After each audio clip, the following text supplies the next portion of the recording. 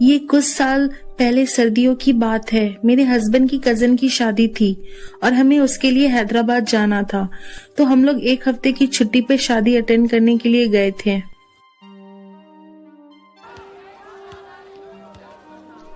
جو لوگ حیدرآباد کی شادی کا جانتے ہیں انہیں پتا ہوگا وہاں کی شادی کتنی ٹریڈیشنل ہوتی ہے. شادی کی رسموں میں رات کے 1:30 بج گئے اور ہم نے اوبر بک کرائی ہوئی تھی.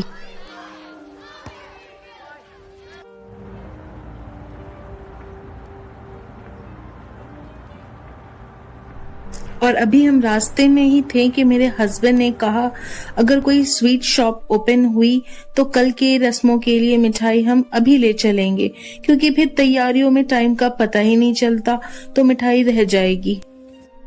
میں نے کہا ٹھیک ہے. ہم نے اوبر کے ڈرائیور کو ایک بڑی سی مٹھائی کی شاپ تھی وہاں پہ روکنے کو کہا، اور رات بہت دیر ہو چکی تھی تو وہاں پہ سناٹا چھایا ہوا تھا، لیکن دکان ابھی کھلی ہوئی تھی. ہم لوگ وہاں پہنچے تو لگ بھگ 2:15 کا وقت ہوگا. صرف ہماری اوبر ہی وہاں پارک ہوئی ہوئی تھی. ہم لوگ مٹھائی لینے کے لیے اندر داخل ہوئے اور اتنے میں دیکھا ہمارے پیچھے 2 لوگ داخل ہوئے. ہم دونوں ابھی ڈیسائیڈ ہی کر رہے تھے کون سی مٹھائی لیں کہ اتنے دیر میں ان لوگوں نے اپنا آرڈر دے دیا. کیونکہ دکان میں صرف ہم ہی لوگ تھے تو ہر بات کی آواز صاف صاف آ رہی تھی. تو اب جب ان لوگوں نے آرڈر دیا تو ہمارے کان کھڑے ہو گئے. ان لوگوں نے جیسے 5 کلو چمچم، 5 کلو گلاب جامن، 5 کلو پیڑا اور 5 کلو رس ملائی، اسی طرح کی مٹھائیاں ان لوگوں نے آرڈر کی. اس کے بعد وہ لوگ پیمنٹ کر کے دکان سے نکل گئے. اچھا، میرے ہسبینڈ کو بہت زیادہ تجسس ہو رہا تھا کہ یہ اتنی ساری مٹھائیاں ابھی اس وقت رات کے، جبکہ شادیوں کا وقت بھی ختم ہو چکا ہے، یہ کیوں لے کر جا رہے ہیں. مطلب ہم لوگوں کے دل میں بہت سے سوالات آ رہے تھے، اور سب سے دلچسپ بات یہ تھی کہ دکاندار بغیر کوئی سوال پوچھے خاموشی سے ان کا مٹھائی پیک کر رہا تھا.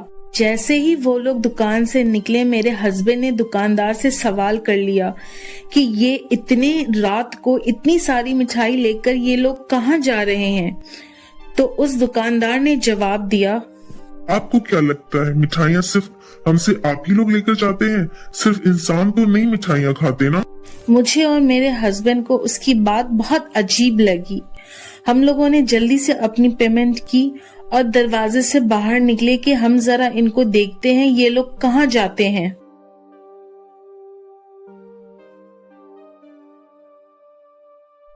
اچھا، جس جگہ مٹھائی کی دکان تھی اس کے کچھ دوری پہ ایک چھوٹا سا پارک کی طرح کی کوئی جگہ تھی جہاں پہ بینچز وغیرہ لگے ہوئے تھے.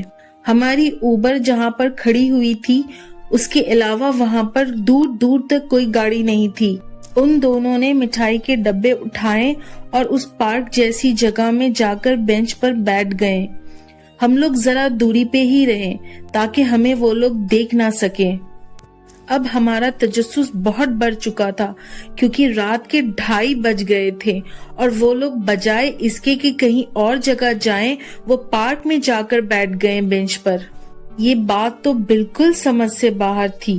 ہم لوگ جا کر گاڑی میں بیٹھے تھے اور ہم نے اوبر ڈرائیور سے کہا آہستہ آہستہ اس پارک کی طرف سے گاڑی چلائیں. اور ہم لوگ لگاتار پارک کے اندر جھانک رہے تھے اور وہ بالکل اس کی دیوار اتنی نیچی تھی کہ ہمیں سب نظر آ رہا تھا.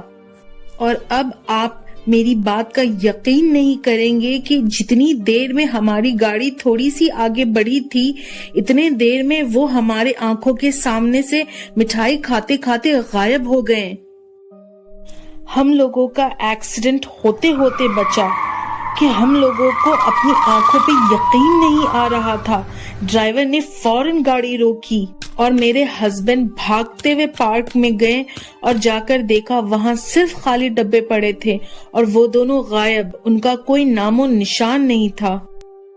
ہم نے اکثر سنا تھا جنوں کو مٹھائیاں بہت پسند ہوتی ہیں. آج ہم نے اپنی آنکھوں سے دیکھ بھی لیا.